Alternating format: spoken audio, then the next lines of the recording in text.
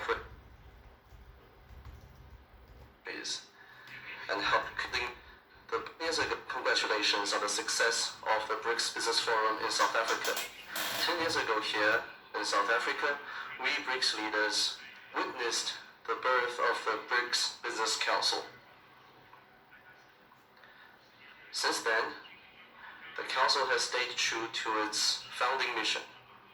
It has seized opportunities to deepen cooperation, contributing to economic and social development of BRICS countries, and helping sustain global economic growth. Right now, changes in the world, in our times, and in history are unfolding in ways like never before, bringing human society to a critical juncture. Should we pursue cooperation and integration, or just succumb to division and confrontation? Should we work together to maintain peace and stability, or just sleepwalk into the abyss of a new Cold War? Should we embrace prosperity, openness, and inclusiveness, or allow hegemonic and bullying acts to throw us into depression?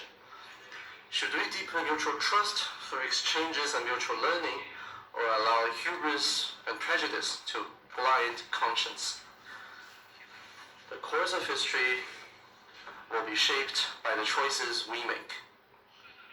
An ancient Chinese thinker observed that following the underlying trend will lead one to success, while going against it can only cause one to fail. We humankind have achieved notable economic development and social progress over the past decades, and that is because we have drawn lessons from the two world wars and the Cold War, followed the historical trend of economic globalization, and embarked on the right path of openness and development for win-win cooperation. Our world today has become a community with a shared future in which we all share a huge stake of survival. What people in various countries long for is definitely not a new Cold War or a small exclusive bloc. What they want is an open, inclusive, clean, and beautiful world that enjoys enduring peace, universal security, and common prosperity. Such is the logic of historical advance and the trend of our times. 10 years ago, I made a proposition of building a community with a shared future for mankind, calling on all countries to build this planet we all call home into a harmonious family. In the face of high winds, choppy waters, and even treacherous storms, we in all countries need to uphold the correct views of the world, of history, and of our overall interests, and act to translate the vision of a community with a shared future for mankind into reality. We need to promote development and prosperity for all. Many emerging markets and developing countries have come to what they are today after shaking off the yoke of colonialism. With perseverance, hard work, and huge sacrifices, we succeeded in gaining independence and have been exploring a development path suited to our national conditions.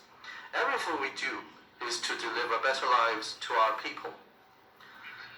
But some country, obsessed with maintaining its hegemony, has gone out of its way to cripple the emerging markets and developing countries. Whoever is developing fast becomes its target of containment.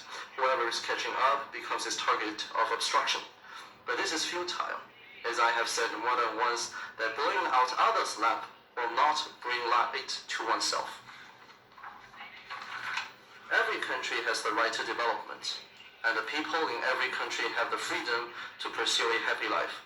With that in mind, I have proposed the Global Development Initiative with the goal of promoting development for all by the international community and boosting the UN 2030 agenda for sustainable development. With the support of many countries, solid gains have been made in pursuing this initiative, with cooperation flourishing in various fields. China will work with all other countries to speed up cooperation under the Global Development Initiative, strengthen drivers of global development, promote the reform of the World Trade Organization in a comprehensive and in-depth manner, meet common challenges together, and make life better for people across the world. We need to achieve universal security. Recent years have seen a turbulent world.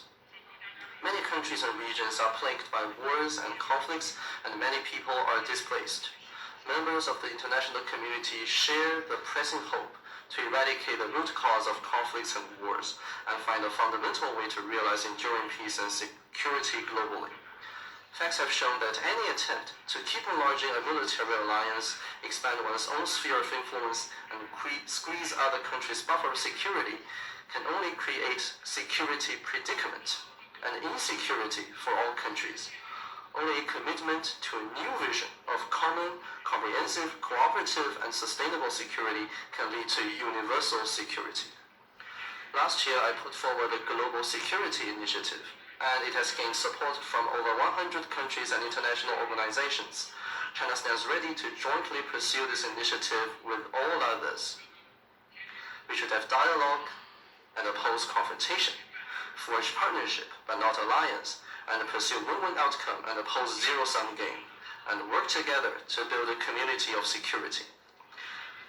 We need to stay committed to exchanges among civilizations and mutual learning.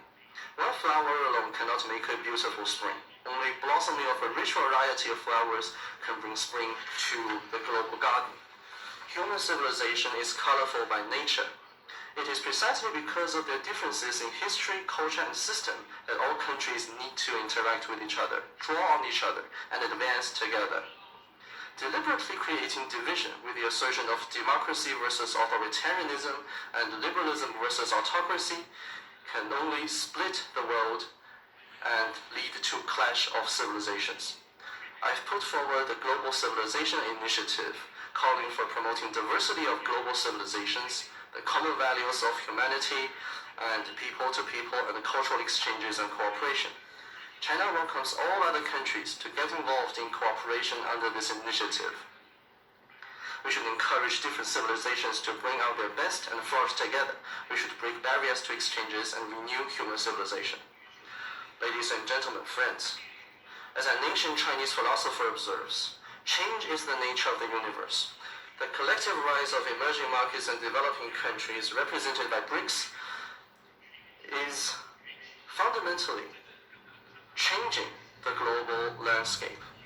Emerging markets and developing countries have contributed as high as 80% of global growth in the past 20 years, and their share in the global GDP has increased from 24% 40 years ago to more than 40%. Just as a line in the Chinese poem reads, "No mountains can stop the surging flow of a mighty river." Whatever resistance there may be, BRICS, a positive and stable force for good, will continue to grow. We will forge stronger BRICS strategic partnership, expand the BRICS Plus model, actively advance membership expansion, deepen solidarity and the cooperation with other emerging markets and developing countries, promote global multipolarity and greater democracy in international relations, and help make the international order more just and equitable. The gathering between BRICS countries and more than 50 other countries in South Africa today is not an exercise of asking countries to take sides, nor an exercise of creating bloc confrontation. Rather, it is an endeavor to expand the architecture of peace and development. I'm glad to note that over 20 countries are knocking on the door of BRICS. China hopes to see more joining the BRICS cooperation mechanism.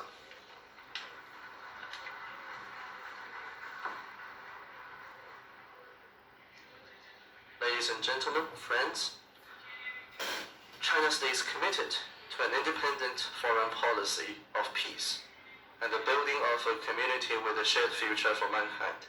As a developing country and a member of the Global South, China breathes the same breath with other developing countries and pursues a shared future with them. China has resolutely upheld the common interests of developing countries and worked to increase the representation and voice of emerging markets and developing countries in global affairs. Hegemonism is not in China's DNA, nor does China have any motivation to engage in major power competition. China stands firmly on the right side of history and believes that a just cause should be pursued for the common good. At present, We Chinese, under the leadership of the Communist Party of China, are advancing the great rejuvenation of the Chinese nation on all fronts by pursuing Chinese modernization. Chinese modernization aims to achieve common prosperity, material and cultural ethical advancement, harmony between humanity and nature, and peaceful development for a huge population. Chinese modernization has created a new form of human advancement and presented a new future of modernization. We hope that other developing countries and draw on the outstanding achievements of human civilizations and find their own paths to modernization in keeping with their national conditions.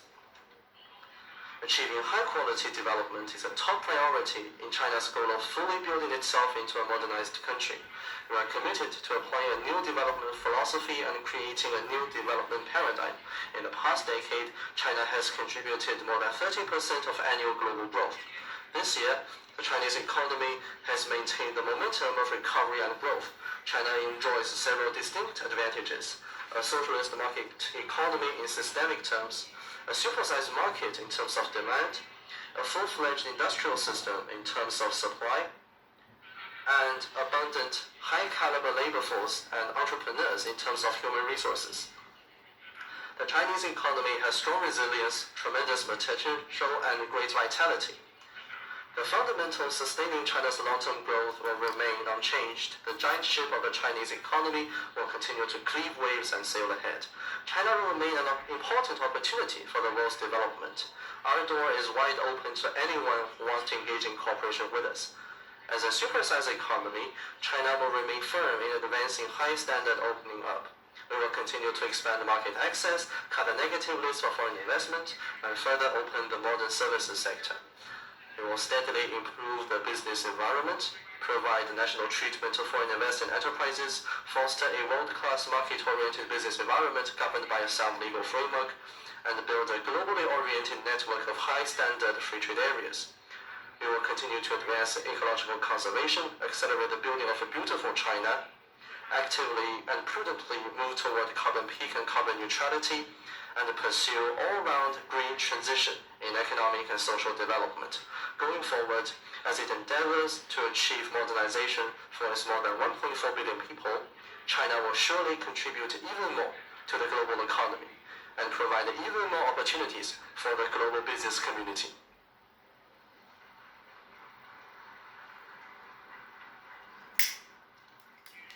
Ladies and gentlemen, friends, a formidable mission is a magnificent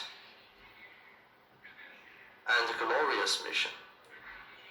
As long as we work in unity and strengthen cooperation, we will not be intimidated by any risk or challenge on the way ahead, and we will surely steer the giant ship of human development to a brighter future. Thank you.